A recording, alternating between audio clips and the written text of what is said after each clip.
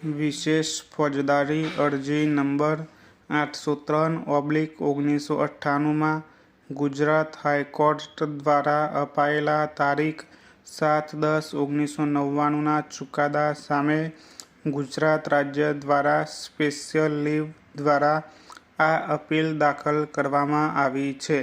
Food inspector Rajkot દ્વારા ખોરાક ભેળસેળ નિવારણ અધિનિયમ 1954ની કલમ 7(1) અને 5 હેઠળના ગુનાઓ સંદર્ભે ઉપરોક્ત કાયદાની કલમ 16 હેઠળ શિક્ષાને પાત્ર ગુનાઓ સંદર્ભે સામાવારો સામે ફરિયાદ દાખલ કરેલ હતી.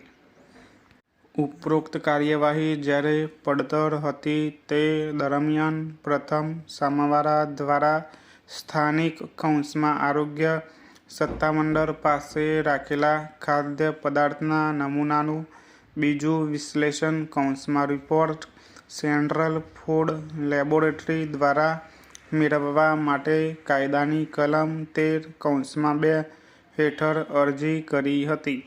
વિદ્વાન જ્યુડિશિયલ મેજિસ્ટ્રેટે તારીખ 8/5/1996ના રોજ ઉપરોક્ત અરજીને મંજૂરી આપી અને સામાવારાઓને કેન્દ્રીય ખાદ્ય પ્રયોગશાળા દ્વારા પ્રમાણપત્ર જારી કરવા માટે ખાદ્ય ભેળસેળ નિવારણ નિયમો 1955ના નિયમ 4(6) હેઠળ નિર્ધારિત ફી જમા કરવા નિર્દેશ આપ્યો.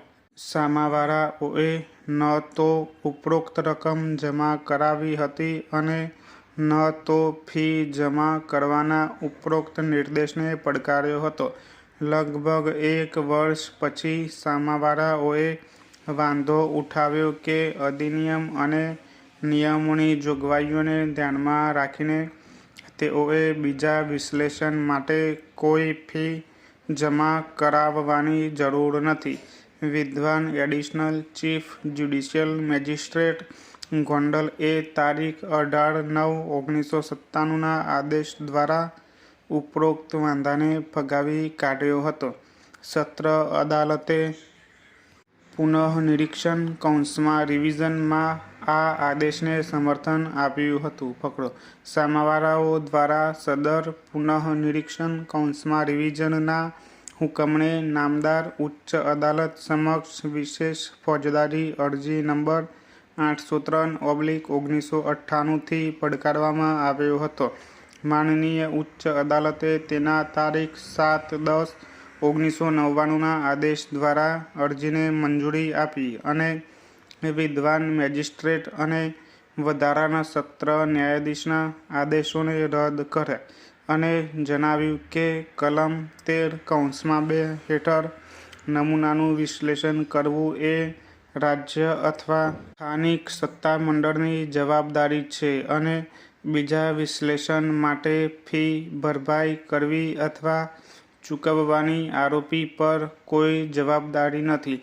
તે જ્યોર્જ કુટ્ટી વિરુદ્ધ કેરળ રાજ્ય 1991 PFAC 133માં કેરળ ઉચ્ચ અદાલતના વિદ્વાન સિંગલ જજના નિર્ણયને અનુસરતો હતો અને એવું માન્યું હતું કે બીજું વિશ્લેષણ કરવાનો અધિકાર કાયદાની જૂની કલમ 13(2) હેઠળ ફીની ચૂકવણીને આધીન વિશેષ અધિકાર છે અને તે 1976ની કલમ 34 દ્વારા અવેજી નવી કલમ 13(2) હેઠળ આરોપીના બિનશરતી કાનૂની અધિકારમાં રૂપાંતરિત થયો હતો.